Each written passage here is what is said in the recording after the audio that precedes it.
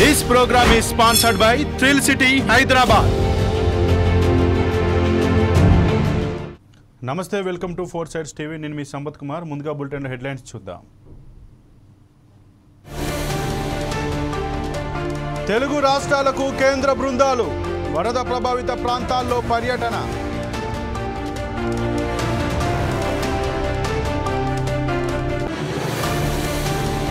నేటి నుంచే ఇసుక ఆన్లైన్ బుకింగ్, షాన్ పోర్టల్లో దరఖాస్తుకు అవకాశం.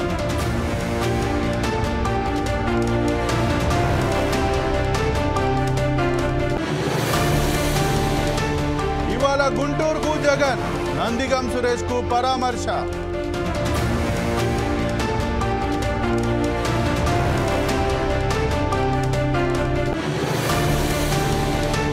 టెట్ అభ్యర్థులకు మరో అవకాశం, 2 రోజుల పాటు ఎడిట్ ఆప్షన్.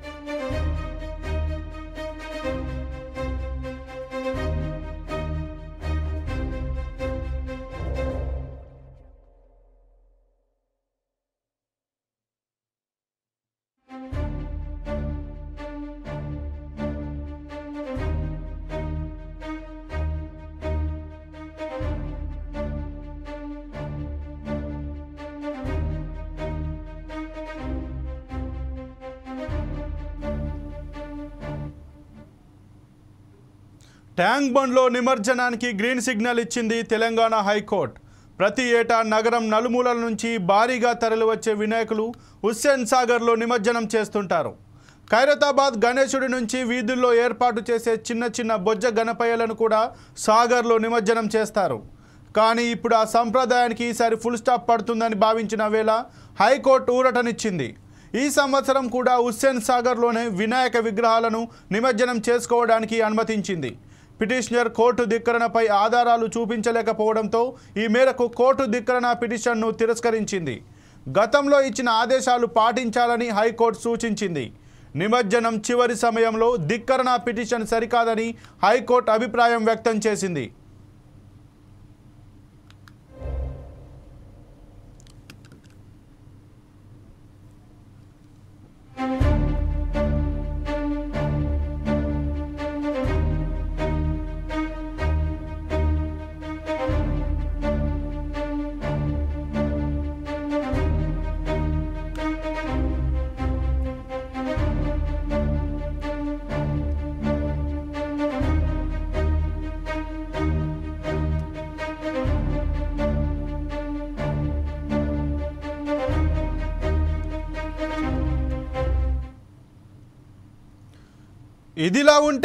ఇదిలా ఉంటే హైకోర్టు ఆదేశాలకు ముందు ట్యాంక్ బండ్ మార్గంలో భారీగా ఇనుప కంచెలు ఏర్పాటు చేశారు. వినాయక నిమజ్జనానికి అనుమతి లేదని ఫ్లెక్సీలు పెట్టారు. హైకోర్టు ఆదేశాల మేరకు సాగర్లో విగ్రహాల నిమజ్జనానికి అనుమతి లేదని జిహెచ్ఎంసీ హైదరాబాద్ పోలీసుల పేరిట ఈ ఫ్లెక్సీలు ఏర్పాటు చేశారు. అయితే ఇప్పుడు హైకోర్టు ఆదేశాల మేరకు నిమజ్జనానికి అనుమతి లేదంటూ ఏర్పాటు చేసిన బ్యానర్లు తొలగించనున్నారు అధికారులు. ఇక ఈ విషయంపై మరింత సమాచారం మా ప్రతినిధి లిఖిత అందిస్తారు. లిఖిత, చెప్పండి, ఇప్పుడు ట్యాంక్ బండ్ వద్ద ఏర్పాటు చేసిన ఫ్లెక్సీలను తొలగిస్తున్నారా? ఒకవేళ ఫ్లెక్సీలను తొలగిస్తే అక్కడ ఎలాంటి ఏర్పాట్లు చేస్తున్నారు? రైట్ సంపత్, ప్రతి సంవత్సరం కూడా ఈ ట్యాంక్ బండ్ లోనైతే విగ్రహాల నిమజ్జనం అనేది కొనసాగుతూ ఉండేది. అయితే ఈ సంవత్సరం ప్రధానంగా చూసుకున్నట్లయితే భారీ విగ్రహాల సంఖ్య కూడా పెరిగినట్లుగా అధికారులు చెప్తున్నారు. అయితే ఈ విగ్రహాలన్నింటినీ కూడా చిన్న పెద్ద విగ్రహాలనే తేడా లేకుండా ప్రతి సంవత్సరం ఈ యొక్క సాగర్ లోనే వీటిని నిమజ్జనం చేయడం అయితే జరుగుతుంది. అయితే దీనికి సంబంధించి కొంతవరకు ఆ వాతావరణం అనేది పొల్యూట్ అయ్యే అవకాశం ఉందంటూ కూడా కొంతవరకు కోర్టులో అయితే దీనికి సంబంధించి కొంచెం పిటిషన్ కూడా ఏర్పాటు చేయడం జరిగింది. కానీ ఈ ఏర్పాట్లన్నింటినీ కూడా పరిశీలించిన కోర్టు, ఈ పిటిషన్ ని కూడా పరిశీలించిన కోర్టు సాగర్ లో ఏదైతే నిమజ్జనానికి సంబంధించి ఈ నిమజ్జనాలన్నీ కూడా చేసుకోవచ్చు అంటూ కూడా అనుమతిని అయితే ఇవ్వడం జరిగింది. అయితే అంతేకాకుండా అంటే ఈ కోర్టు అనుమతి ఇవ్వక ముందైతే ఈ పోలీస్ అధికారులు యొక్క ఏదైతే ట్యాంక్ బండ్ పరిసర ప్రాంతాల్లో కొన్ని కంచెలను అలాగే ఫ్లెక్సీలను ఏర్పాటు చేసి ఈ యొక్క నిమజ్జనం అంటే 2వ రోజు, 3వ రోజు, 5వ రోజు, 7వ రోజు అంటూ కొంతమంది నిమజ్జనాలు చేస్తూ ఉంటారు. ఆ నిమజ్జనాలన్నింటినీ కూడా సాగర్ లో నిమజ్జనం చేయకూడదు ఆ విగ్రహాలు అంటూ కూడా కొంతవరకు అడ్డుకునే ప్రయత్నం చేశారు. సో దీంతో కొంతమంది అయితే చిన్న చిన్న చెరువులు కానీ ఇతర ప్రాంతాల్లో కానీ లేదా వారి ఇంటి వద్ద మట్టి విగ్రహాలు పెట్టుకొని ఆ విగ్రహాలని ఒక టబ్బు లాంటి ఏర్పాటు చేసుకొని అందులో నిమజ్జనం చేయాలంటూ కూడా గతంలో మాటలు అయితే వినిపించాయి. అలాగే కూడా కొంతమంది చేసిన పరిస్థితి కూడా ఉంది. అయితే ఈ సంవత్సరంలో దాదాపు పెద్ద విగ్రహాలే 1,00,000 ఉండొచ్చు అన్న అంచనా అయితే ఉంది. అన్ని విగ్రహాలు ఈ యొక్క సాగర్ లో నిమజ్జనం చేస్తే కొంతవరకు వాతావరణం అనేది పొల్యూట్ అయ్యే అవకాశం ఉంది. కాబట్టి వీటికి అనుమతి ఇవ్వద్దు అంటూ కూడా కొంతవరకు ఆంక్షలు అయితే విధించిన పరిస్థితి అయితే ఉంది. సో దీంతో ఈ వార్తలన్నింటినీ పరిశీలించిన కోర్టు అయితే ప్రస్తుతం అనుమతిని ఇవ్వడం జరిగింది. ఈ యొక్క కంచెలను తీసేయడం కావచ్చు, ఆ ఫ్లెక్సీలను కూడా తొలగించే ప్రయత్నం చేస్తున్నారు. వెంటనే భారీ ట్రైన్లు ఏవైతే ఉంటాయంటే పెద్ద పెద్ద విగ్రహాలకు సంబంధించి వాటిని నిమజ్జనం చేసేందుకు 10, 20 లేదా 30, 40 అడుగుల విగ్రహాలను సాగర్ లో నిమజ్జనం చేసేందుకు క్రెయిన్లను తెప్పించే ప్రయత్నం అయితే చేస్తున్నారు. వెంటనే వాటిని అక్కడ నిమజ్జనం చేసేందుకు కూడా అనుమతి ఇస్తున్నట్లుగా కూడా పోలీసు అధికారులు చెప్తున్న పరిస్థితి కనిపిస్తుంది. అయితే ఈ హుస్సేన్ సాగర్లో విగ్రహాలను నిమజ్జనం చేసుకోవడానికి హైకోర్టు అనుమతి ఇచ్చిన సందర్భంలో ప్రజలు ఎలా స్పందిస్తున్నారు? ఇప్పుడు ట్యాంక్ బండ్ వద్ద వాతావరణం ఎలా ఉంది? ఏమైనా నిమజ్జనాలు జరుగుతున్నాయా? ప్రస్తుతానికి అయితే చిన్న చిన్న విగ్రహాలకు సంబంధించి నిమజ్జనాలు అయితే కొనసాగుతూనే ఉన్నాయి. అయితే సాంప్రదాయబద్ధంగా కూడా ఈ విగ్రహాలు అంటే ఎట్లా పడితే అట్లా విగ్రహాలను సాగర్ లో విసిరేయడం ఇలా చేయకుండా కొంచెం మంచిగా నిమజ్జనం చేయాలంటూ కూడా కింద ఎవరైతే వాలంటీర్స్ ఉంటారో సాగర్ లో నిమజ్జనాలు చేసే వాళ్ళు ఎవరైతే ఉంటారో వారికి ఈ యొక్క విగ్రహాలను పూజ చేసిన తర్వాత స్వామివారి విగ్రహాన్ని వారికి అందిస్తే వారు ఒక ప్రాపర్ గా ఆ యొక్క విగ్రహాన్ని నిమజ్జనం చేయడం అయితే జరుగుతుందని చెప్తున్నారు. ఎవరు పడితే వారు సాగర్ లోపలికి వెళ్లే అనుమతి లేదంటూ కూడా బయట నుండే వారి విగ్రహాన్ని వాలంటీర్స్ కి ఇస్తే వారు వెళ్లి ఈ యొక్క స్వామివారి విగ్రహాన్ని నిమజ్జనం చేస్తారంటూ కూడా చెప్పడం జరిగింది. కొంతవరకు సాగర్ కి వచ్చేవారు ఎవరైతే ఉంటారో చిన్నపిల్లలతో కూడా వస్తూ ఉంటారు కాబట్టి దయచేసి జాగ్రత్తగా ఉండాలంటూ కూడా సూచనలు జారీ చేయడం జరిగింది. ఎవరికి కూడా సాగర్ లోపలికి అనుమతి లేదు.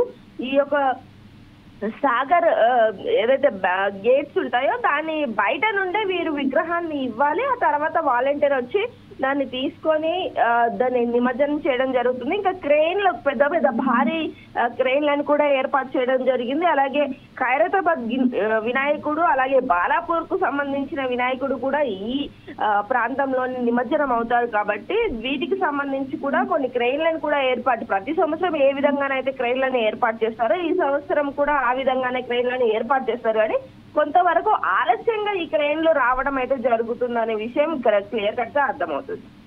అయితే ఇక ఈ హైకోర్టు అనుమతి ఇచ్చిన వేళ హుస్సేన్ సాగర్ వద్ద పోలీసులు కానీ అటు జిహెచ్ఎంసీ అధికారులు కానీ ఎలాంటి భద్రతా చర్యలు ఏర్పాటు చేస్తున్నారు? ఎలాంటి అవాంఛనీయ సంఘటనలు జరగకుండా ఎలాంటి ముందు జాగ్రత్తలు తీసుకుంటున్నారు? గతంలో ఏర్పాటు చేసిన విధంగానే సీసీ కెమెరాల ఏర్పాటు కావచ్చు, అదే విధంగా పలువురు పోలీస్ అధికారులను హుస్సేన్ సాగర్ చుట్టూ పూర్తి స్థాయిలో కూడా బందోబస్తుకు ఏర్పాటు చేయడం, ఆయన అంతేకాకుండా జిహెచ్ఎంసీ అధికారులు ఎప్పటికప్పుడు అక్కడ చెత్త క్లీన్ చేయడం కావచ్చు, వచ్చే విగ్రహాలకు సంబంధించిన ఏర్పాట్లు కావచ్చు, అంటే నిమజ్జనానికి సంబంధించిన ఏర్పాట్లు కావచ్చు, వాటన్నిటిని కూడా క్షుణ్ణంగా పరిశీలిస్తున్న పరిస్థితి అయితే కనిపిస్తుంది. మరికొద్ది రోజుల్లోనైతే ఈ నిమజ్జనాల సంఖ్య అంటే ఈ పూర్తి స్థాయిలో ఈ నవరాత్రులు ముగిసే అవకాశం ఉంది కాబట్టి దీనికి సంబంధించి కూడా ఎలాంటి అవాంఛనీయ సంఘటనలు జరగకుండా పూర్తి స్థాయిలో అధికారులు అన్ని ఏర్పాట్లు చేస్తున్నామని చెప్తున్నారు. పరిశీలిస్తున్న పరిస్థితి కూడా కనిపిస్తుంది. పలువురు పోలీస్ అధికారులను మఫ్టీలో కూడా ఉంచి డ్యూటీ చేపిస్తున్నట్లుగా కూడా ఇటు పోలీస్ అధికారుల నుండి మాట వినిపిస్తుంది. అటు లా అండ్ ఆర్డర్, అలాగే ట్రాఫిక్, ఇటు జిహెచ్ఎంసీ ఈ ముగ్గురికి సంబంధించి కూడా పూర్తి స్థాయిలో తమ పని ఏదైతే ఉందో అదంతా కూడా పూర్తి చేస్తున్నామట్లు కూడా చెప్తున్న పరిస్థితి అయితే నెలకొంటుంది. సంపత్. ఓకే, థ్యాంక్ యూ లిఖిత.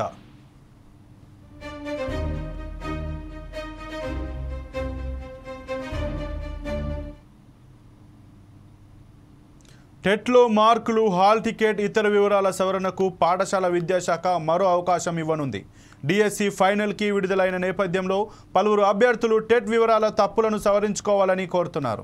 ఇవి సవరించకుండా డిఎస్సి జనరల్ ర్యాంక్ లిస్ట్ ఇస్తే సమస్యలు వస్తాయని అధికారులు భావిస్తున్నారు. అందుకే 2 రోజుల పాటు ఎడిట్ ఆప్షన్ ఇవ్వనున్నారు. దీనిపై నేడు లేదా రేపు ప్రకటన వచ్చే అవకాశం ఉంది.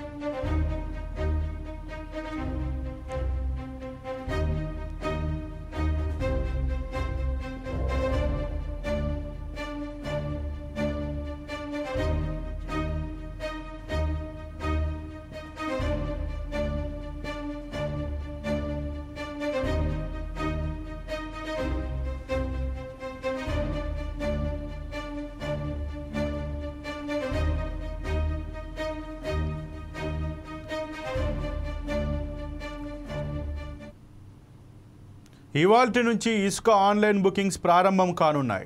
ఏపీ శాండ్ పోర్టల్లో ఇసుక బుకింగ్స్ చేసుకోవచ్చు. ఇసుక రవాణా ఛార్జీల విషయంలో ఇంకా క్లారిటీ రాలేదు. గత ప్రభుత్వం విధించిన దానికంటే 30 నుంచి 50% ఛార్జీలు పెంచాలని సర్కారు యోచిస్తున్నట్లు తెలుస్తోంది. రాష్ట్రం మొత్తం ఒకే ధరలు ఉండేలా ప్రణాళికలు రచిస్తోంది. 4.5 టన్నుల ఇసుక ట్రాక్టర్కు తొలి 10 కిలోమీటర్లకు 547 రూపాయలను వసూలు చేయనున్నట్లు తెలుస్తోంది.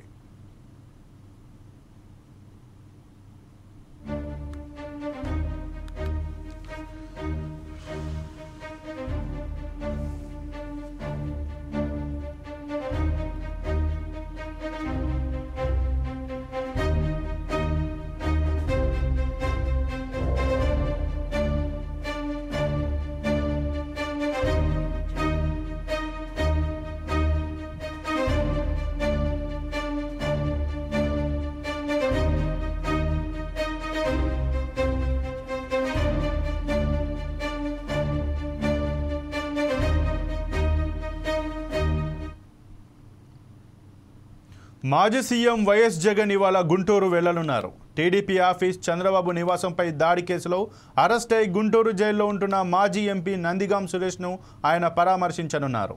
ఆ తర్వాత ఆయన క్రోసూరు మార్కెట్ యార్డ్ మాజీ చైర్మన్ ఈదా సాంబిరెడ్డి కుటుంబ సభ్యులను పరామర్శించనున్నారు. అనంతరం తిరిగి తాడేపల్లిలోని తన నివాసానికి చేరుకుంటారు.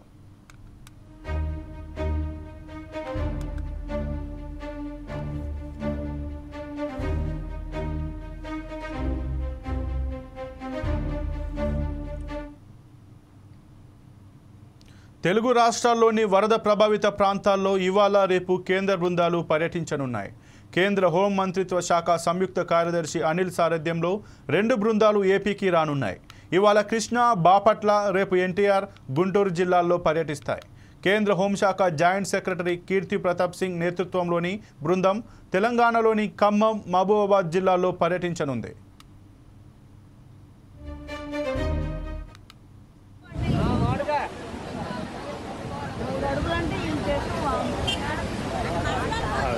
కవర్ చూడు.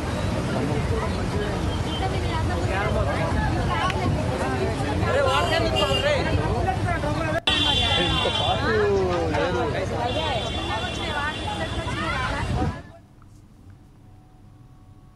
అంబేద్కర్ కోనసీమ జిల్లాకు భారీ వరద పొంచి ఉందని జిల్లా కలెక్టర్ మహేష్ కుమార్ అన్నారు. ప్రజలు అప్రమత్తంగా ఉండాలని ఆయన సూచించారు. లంక ప్రాంతాల్లో 17 చోట్ల దాటేందుకు ఇంజన్ బోట్లు ఏర్పాటు చేసినట్లు ఆయన తెలిపారు. 10 లక్షల క్యూసెక్కుల వరద నీరు ధవళేశ్వరం నుంచి దిగువకు వదలబోతున్నట్లు పేర్కొన్నారు. విపత్తును ఎదుర్కోవడానికి జిల్లా యంత్రాంగం సిద్ధంగా ఉండాలని అన్నారు.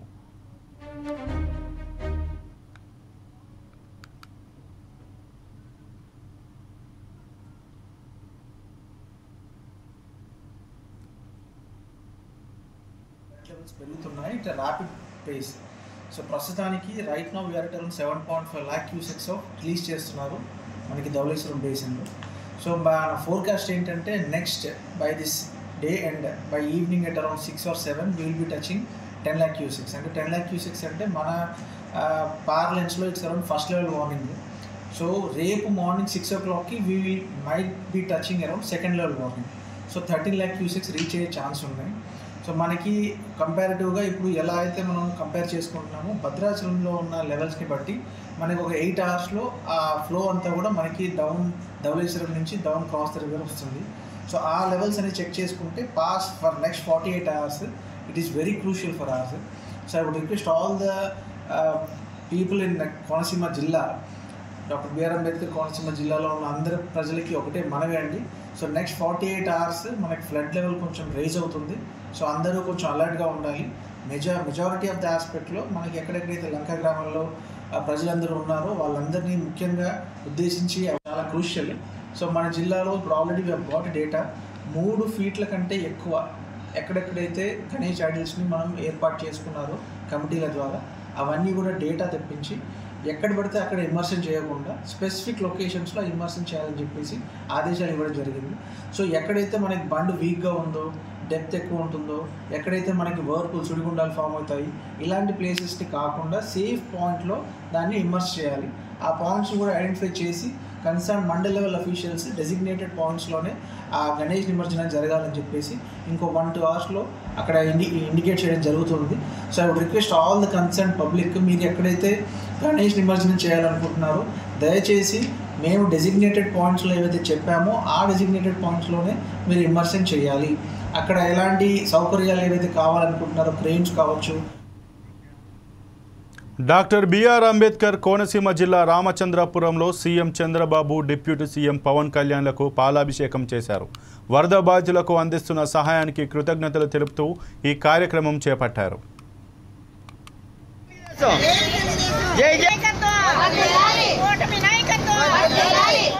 విజయవాడ మహానగరంలో ఎంత వరద వచ్చిందో మనందరం కూడా చూసాం.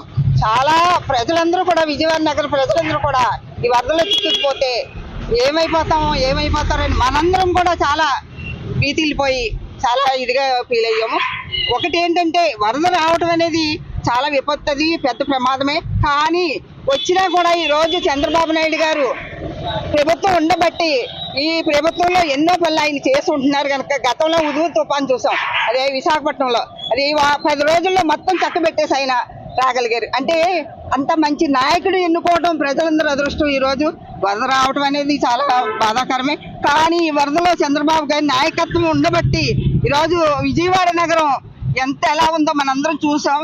ఈరోజు రామచంద్రపురం నియోజకవర్గంలో పాలాభిషేకం చంద్రబాబు నాయుడు గారికి చేయడం చాలా అదృష్టం. ఎందుకంటే మన ముఖ్యమంత్రి నారా చంద్రబాబు నాయుడు గారికి, అలాగే పవన్ కళ్యాణ్ గారికి, అలాగే మన కార్మిక శాఖ మంత్రివర్యులు వాసంశెట్టి సుభాష్ గారికి, ప్రభుత్వం అందరూ కూడా, నియోజకవర్గ మహిళలందరం కూడా వాళ్ళకి ధన్యవాదాలు తెలపాలి. ఎందుకంటే ఈరోజు మొత్తం విజయవాడ అంతా కూడా బీభత్సం అయిపోయి వరద నీటిలో ఉన్న ప్రజల్ని చంద్రబాబు నాయుడు గారు నీటిలో వెళ్ళి ఆయన నేనున్నాను, మీకు అండదండగా నేను ఉంటాను అని ప్రజల్ని ప్రోత్సహించి ధైర్యం చెప్పిన ఎవరైనా ఏకైక నాయకుడు ఉన్నారంటే అది చంద్రబాబు నాయుడు గారే. ఎందుకంటే ఆయన 74 సంవత్సరాల వయసు అయింది. ఆ వయసులో కూడా రాత్రి లైట్లు వేసుకుని ఆయన ప్రజల కోసం పోరాడారంటే అది మన రాష్ట్ర ప్రభుత్వం చేసుకున్న పుణ్యం. అందరికీ నమస్కారం అండి. ఇక ఇవి ఇప్పటివరకు బులెటిన్లో ఉన్న అప్డేట్స్. మరిన్ని అప్డేట్స్ కోసం చూస్తూనే ఉండండి 4 Sides TV.